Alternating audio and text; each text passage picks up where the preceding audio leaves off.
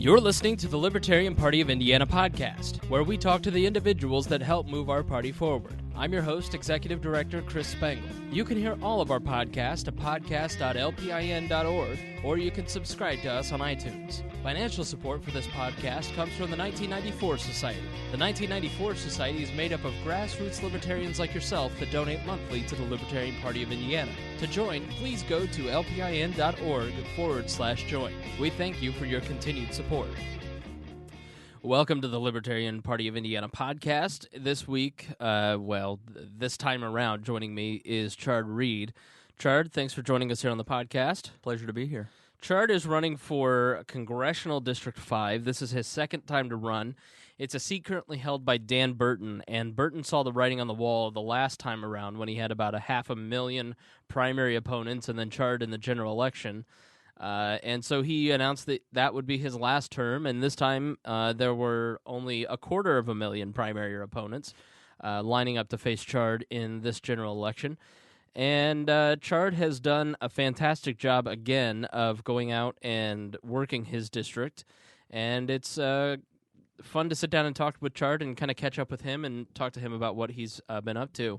So let's start off with this run versus last run. How does this race compare to your 2010 race for Congress? What are the differences of being a second-time candidate, and what are some of the things that are, positive and negative about that experience of running again? Well, I'll tell you, this time is sure a heck of a lot more fun because I actually have opponents who are willing to meet me and debate me. Obviously, Congressman Burton didn't see the need to debate me, and nor did many of the constituents. But with it being an open seat, Mr. Reski and I have been at every debate that we've been invited to, and Mrs. Brooks has agreed to debate twice. One of those is tonight, and I would really highly recommend that you guys come on out and support us. It's at Carmel at the congregation on 116th Street, right next to University High School.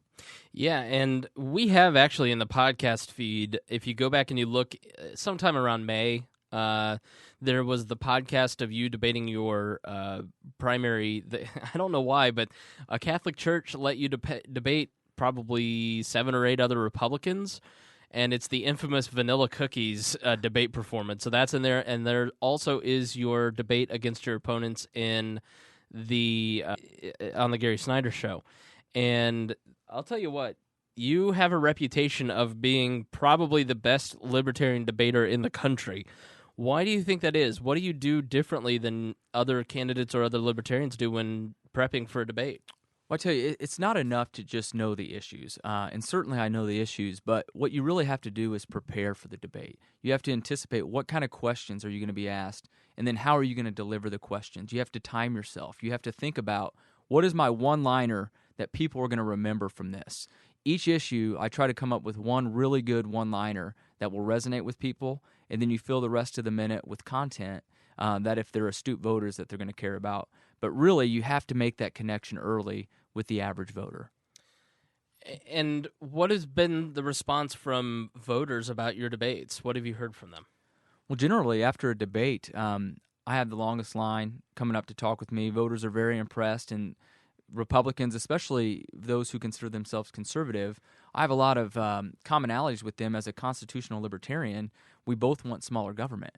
And although we don't see eye to eye on every issue, they would certainly consider me to be more quote-unquote conservative than Susan Brooks, who's a moderate. So I've had a lot of great responses after debates. A lot of people, saying, I'm going to spread the word, can I have some yard signs, can I have some literature, and really excited just to hear a libertarian who's so passionate about smaller government and who articulates it in a way that they can really relate to. Do you get nervous before these debates? I mean, how do you kind of deal with the nerves? Boy, I get pumped up, man, and you can see it. My first response is usually on turbocharge. Afterwards, I'm like, is there a way to slow that down for the internet? Because I get so jacked up, I'm just ready to deliver the big knockout punch, and it does get me a little bit juiced. Mm-hmm. So I have to be really intentional about staying calm and keeping my normal demeanor for the first couple minutes of that debate. Well, let's get back to some of the differences. Other than being able to debate your opponents, what are some of the differences between a first run and a second run? Well, this time around, I decided, you know what? Even though it's very candidate-like of me. If you want to be a successful candidate, is what the system tells you. I've given more specifics than last time, if that was possible. I've created my own budget proposal, worked with Andy Horning and Joe Ruiz. I never say his name right. It's Joe Ruiz. It's okay. I know. I mess it up every time. Sorry, Joe. My apologies. It's okay, Chad Reid. Yeah, that's no problem. Thank you, Joe. Joe Hopeman called me Chad. But no, what we've done is we've decided to give voters an opportunity to see what it would really look like to be fiscally conservative. What would it really look like to take balancing the budget seriously? My opponent, Susan Brooks, will say she supports a balanced budget till she's red in the face, or orange if she wants to match her pantsuit. Okay. But she will say that she's for a balanced budget. But the truth is, her budget she supports, the Paul Ryan quote-unquote path to prosperity, takes 28 years to balance. She's willing to increase the national debt to the year 2040. My plan does it in 2 years, and we start paying down the debt in the year 2015. So voters love to see the specifics of how do you do that, and what programs do you consider to be redundant, wasteful, and unconstitutional. So you may be one of the few, if the only libertarian that has this type of specific plan. I know on the state level here in Indiana, as far as federal candidates go, you're the only one with any kind of a specific program, and you spearheaded the effort, and other libertarians signed on, like Joe Ruiz, Rex Bell, Andy Horning, all helped craft that and signed on to it. What was sort of the impetus of that? Why did you decide to create such a specific budget? How did you come to that decision to create that? Well, I just thought, as I listened to these Republicans speak about balancing the budget, I just always found myself, wondering how they could be so intellectually dishonest and say they want to balance the budget but not provide a real solution. So I decided, we need to create something that's legitimate. We need to find a budget and show exactly how we would recommend cutting spending without raising any taxes. How are we going to achieve this goal? Because it's one thing to say you favor a balanced budget. It's another thing to show this is how I'm going to do it. And the specific budget it has caused some problems for you, I think. I know that the Indianapolis Star, they endorsed you 2 years ago, and this time in the editorial interviews, they picked at that a little bit. And that specificity was actually something that they kind of picked up on and used as a weapon against you. Is that sort of why most candidates decide to be less specific, do you think? And how have you fought back? Well, certainly there is a huge incentive to be a coward. And that's why most of my opponents say things like, I favor pro-growth strategies, or we need to leave all the options on the table. And they don't answer all the questions on online surveys because candidates in general terms, they pander for votes. And I think we're way past that point. We need to get America back on track to a sustainable path of growth. And the only way we're going to do that is getting serious about the budget, getting serious about tax reform, getting serious about all the issues. We can't just accept any longer when a Republican says they want smaller government. We can't just take them at face value. We need to ask, what does that mean? What did that endorsement 2 years ago do for your campaign, and how do you think it helped libertarians in general?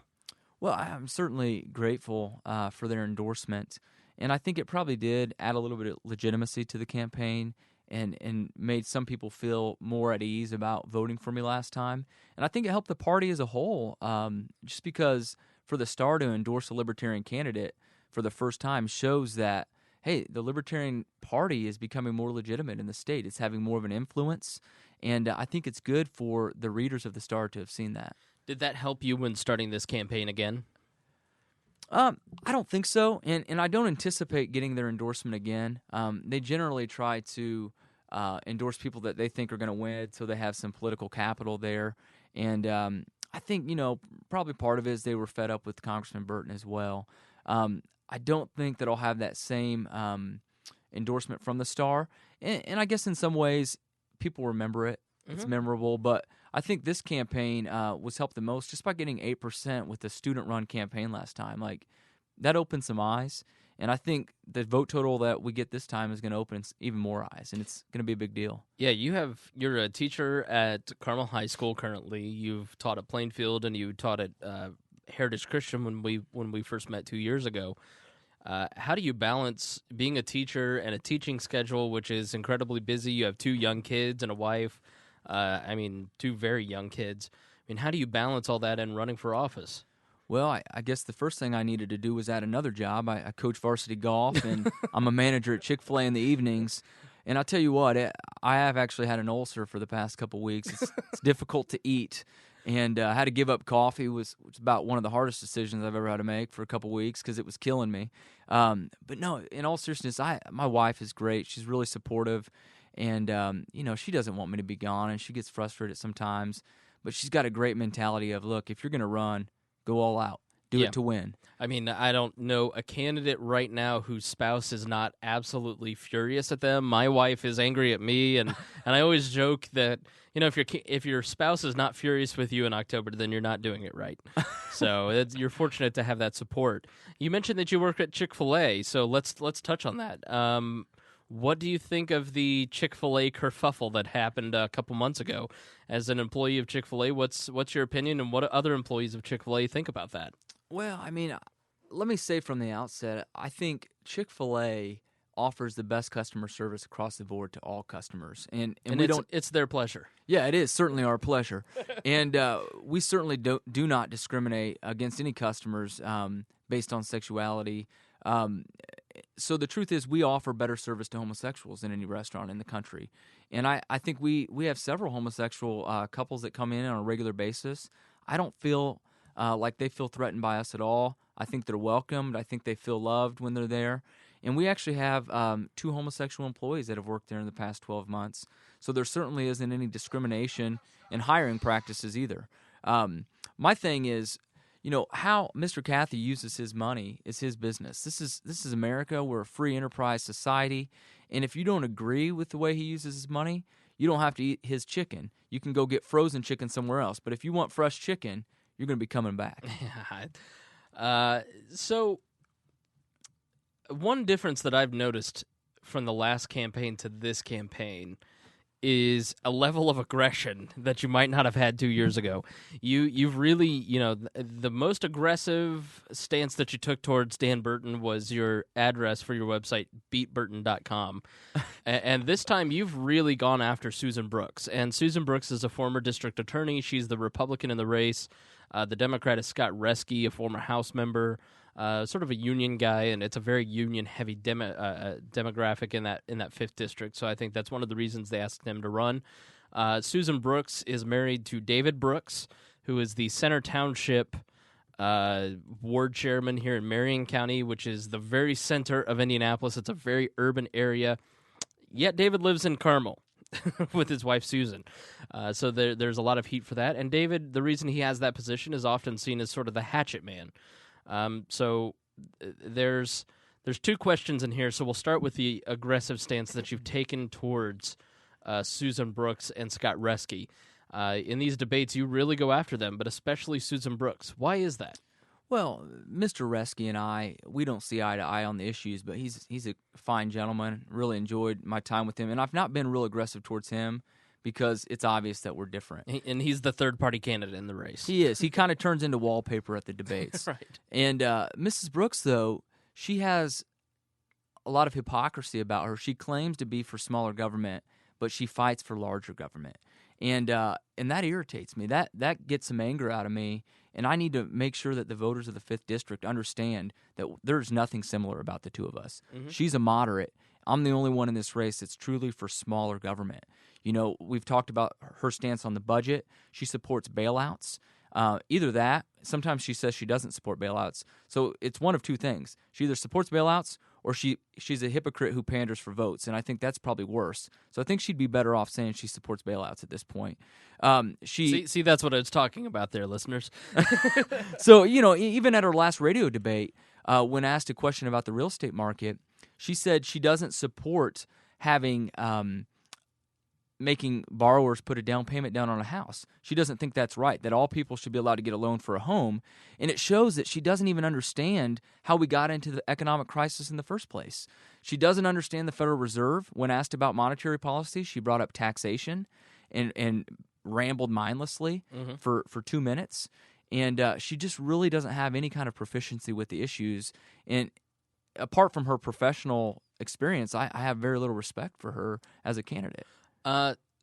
So does that aggression in these debates, and I think if you go back and listen to the Gary Snyder debate, it comes across clearly that she doesn't have a lot of grasp on several issues like monetary policy, like the NDAA. I don't think she has any clue what NDAA stands for or what's in the NDAA, Section 1031. And you're not afraid to point that out, that it's clear that you don't know what you're talking about. It's sort of one of the now famous Chard Reid lines is the only way that answer on monetary policy related to the Fed was you mentioned Ben Bernanke's name.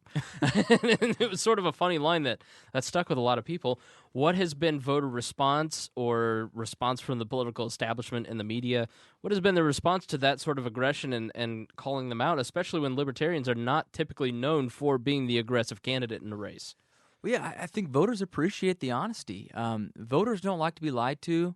They don't like to get the simple cookie-cutter answers that she gives. I mean, she avoids direct answers the majority of the time. I've not really ever heard her give any kind of specifics on how she would hope to fix the problem, except when she gives specifics about adding more government. Mm-hmm. And voters love to hear when somebody puts her in her place for that. And they've said that numerous times, like, I'm glad that you stand up against that and make sure other people know that she is a moderate. So we go back to her husband and also her moderate stances. It's sort of a perfect storm in that race, and I think that helps you of a moderate Republican candidate. Here locally, it's been coined the Lugar Republicans. And David Brooks, her husband, who is sort of a political hatchet man here in town, he's created a lot of enemies over time. Have you been able to get any inroads into the Republican Party and maybe some Republican officials willing to talk to you that you might not, and you don't have to name names, but I mean, what political inroads have you made into the Republican Party to try and get some support? Well, I actually have gone to several elected officials, many people at Tea Party meetings, and the response has all been the same. They fear her husband, and they'll tell me, look, we support you, we're going to vote for you, our family's going to vote for you. But I've had about 20 precinct committeemen say, look, I can't put your sign in my yard, I'll lose my position. See, the Republican Party is nothing more than a cult that restricts free speech. They say that they're for freedom and they say they're for smaller government, but their candidates don't even have the freedom to support people who have principles that match theirs more closely. Mm-hmm. So, I've come to candidates and former candidates, and again, they've thought about endorsement, but they realized for them it's probably going to mean a lot of their money is going to dry up. So there was a large paranoia within the Libertarian Party that after your 2010 run, and it was a fantastic race, that you would leave the Libertarian Party and get seduced by the Republican Party. That happens sometimes, and the best thing that Republicans can do to slow our growth is recruit our good candidates. And, talk about the decision to stick with the Libertarian Party and stay true to growing a third party. Well, I think the Libertarian Party is the only party who truly values liberty and truly values private property. When you look at the laws that have been passed recently, like NDAA, that erodes our Fifth and Sixth Amendment rights, the Patriot Act takes away our Fourth Amendment rights, they're continually violating our freedom of speech. You look at tax policies that are more in line with Karl Marx's Communist Manifesto, which said the second plank to communism is a progressive income tax. It's hard to justify running with a party like that who clearly doesn't have principles for what they stand for. Going forward, I would encourage libertarian voters, if they want to keep good candidates, they need to donate money. They need to make it happen. We can't win elections with $9,000. I hope to win this election, but the truth is I have $9,000 for the whole election, and Mrs. Brooks has outspent me 100 to 1. Mm-hmm. Yeah, and it's tough because it's every single one of our candidates looks at our party and says, "Where are the resources?" There aren't a lot of resources, and and that's sort of the tough part. And anybody that's listening that doesn't give time or money, doesn't give sweat equity or actual equity, please do. Because you're exactly right. That's what encourages candidates. That's what encourages party members. That's what encourages us on, is when we see a name donating to a candidate that we don't know, even if it's $5-10. Yeah, and that's just it. And sweat equity is even more important. For example, I have a thing in my campaign right now. where I'm giving people 40 or 50 postcards. They have my logo on the back, doesn't even say my name, just my logo. And on the other side, you write a handwritten note to your friends and family, preferably friends and family who are Republican-leaning, so we can get new voters. Right. Don't just sing to the choir and send them to Libertarians. And if people want those, I can get those out to you ASAP. But that's a really inexpensive way to get out our message. I'm paying about 6 cents for those postcards, and we're going to reach 1,000+ voters, maybe more if there's a couple you're sending it to or a family, and they talk. So, and I think that handwritten note is a lot more effective than these ridiculous negative ads that the two parties send out. And I think it's refreshing to voters to hear that I've only spent $9,000 and Brooks has spent $900,000. It shows that we're serious about streamlining the process. We're serious about running a very efficient government, not one where she's wasting votes. If you look at her dollars spent per vote, it's going to be awful. Right. Mine's going to be a fraction, and hers is going to be a whole number times probably 4.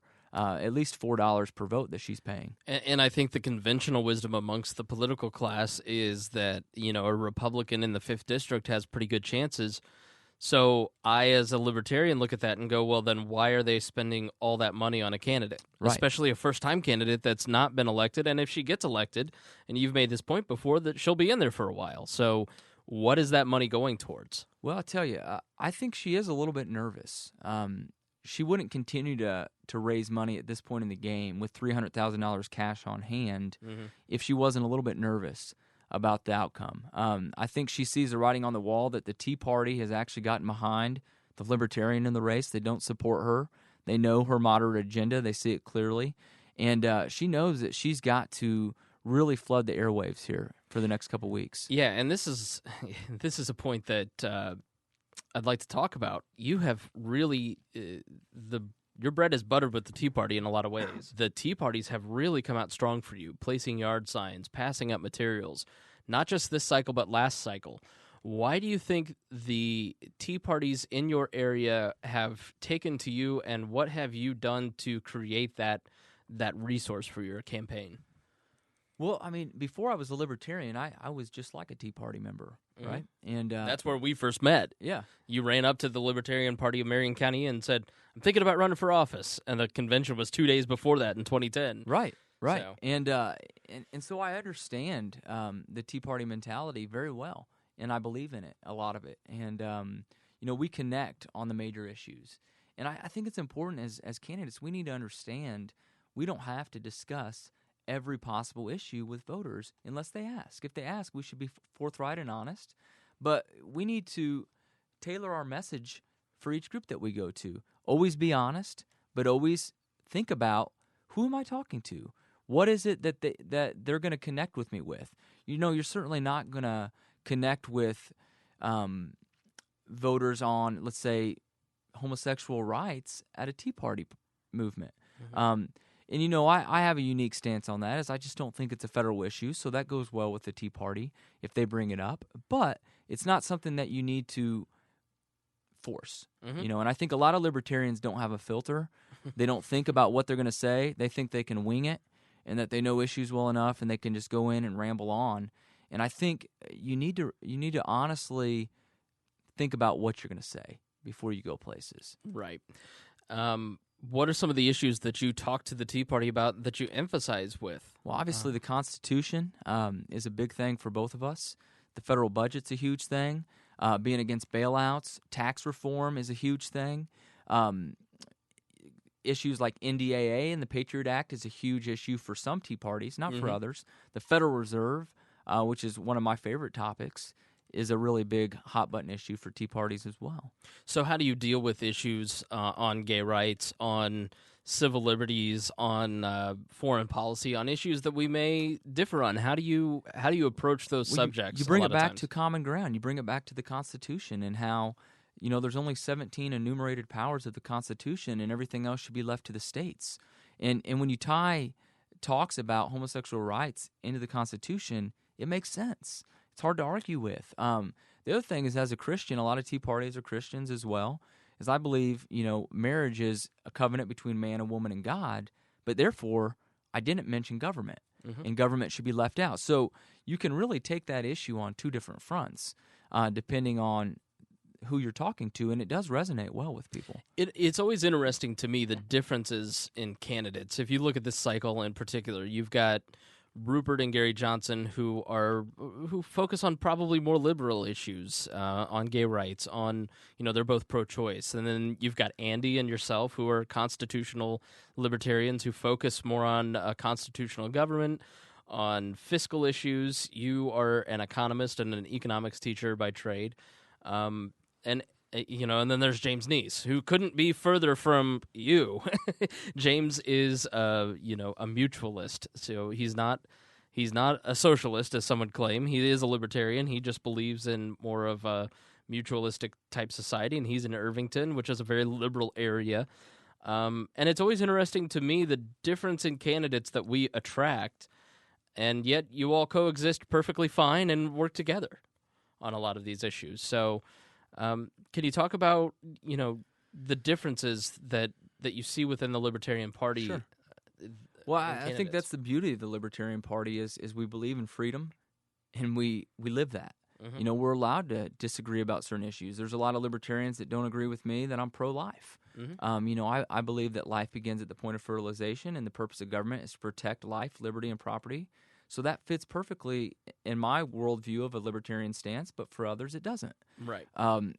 And I can understand if you think life begins somewhere differently, how that wouldn't fit in your worldview. So when we look at candidates like James and I, sure, we're going to disagree about issues, but we're not going to disagree about is the fact that federal government should be out of our life as much as humanly possible. And even the state government in a lot of cases. Sure. In most cases. Sure. And we need to make sure that we honor personal liberty, personal property rights. So those things are going to be mutual. We're not going to churn out cookie-cutter candidates like the Republican Party, who basically it's their way or the highway. We have that beauty of freedom within our party, I believe, that really keeps us cohesive. Right. Yeah, there's no litmus test here, and that's the way that I like it. And there are, as we grow, there are people who want to try and apply a purity or a litmus test to our candidates, and I think it works great. There's something for everybody here. Is there anything you want to get across before we end here? Anything you'd like to say to our audience? Any messages? Yeah, well, I could certainly use your guys' help here for the rest of the election. If you want to send money, at this point, online would not be the best way to do that because it takes a couple days for the money to clear. I would recommend sending a check. If you send me an email or a Facebook message, I'll send you my address. But if you just want to volunteer your time, one of the biggest things you can do is post my website, post some of my comments on other people's pages, share those on your Facebook and Twitter feeds, and just help me get my name out there. The biggest thing is making sure voters know who we are as libertarians. If they're going to go in there, they're going to have to know our name because we're not part of the straight ticket pool that most voters do. They're going to have to go out of their way to vote for us. So if you could, please help me get my name out there and my platform out there in the next couple days. And your website is? chardreid.com, CHARDREID, or you can access my budget directly at roadtoreality.us. Now, Chard is an uncommon name. Why is it Chard? Well, my dad was Rick. Mm-hmm. We're both Richard, so my friends made up Chard one time, and I thought it was pretty funny, unique, decided to go with it. Plus, if I was Richard Reid on the ballot, that's also the shoe bomber, which maybe isn't the greatest name for a politician. Yeah. All right, well, thank you for joining us here on the podcast. Hey, we thanks appreciate for having your me, time. Chris. Thanks a lot. Thank you for listening to the Libertarian Party of Indiana podcast. For more information, please visit us at lpin.org. Our music has been provided by Hoosier musician Brian Keith Wallen. To hear more of his music, please visit briankeithwallen.com or find him on Facebook. Thank you for listening.